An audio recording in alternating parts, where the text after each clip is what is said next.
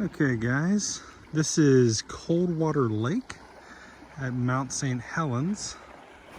So kind of the story behind this here, there was no lake here until the eruption in 1980. So the volcano is literally right there. We're very, very, very close.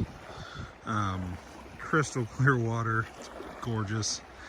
A couple guys just went out on kayaks out here to go fishing. But pretty large lake, absolutely gorgeous. Still got a lot of snow up here. I mean, they got a lot of snow over the last month.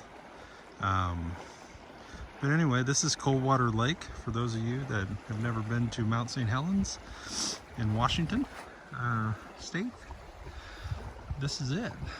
We can't actually, because of the snow, Johnson Ridge Observatory is closed, so we can't get up there, but we could get here, so we could get to Coldwater.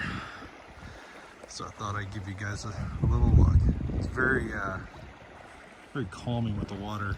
I'll be quiet so you guys can hear it.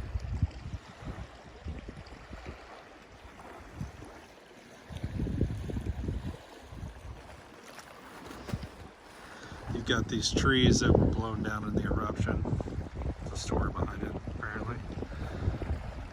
So from what I understand, this lake, and then there's another lake close by that are just filled with trees that were blown down in the eruption. But pretty cool just to be here. It's 43 degrees. And sunny, absolutely gorgeous day. It doesn't get much better than this here in April, so, or March, whatever the month we're in. So anyway, love you guys. We'll see you when we see you.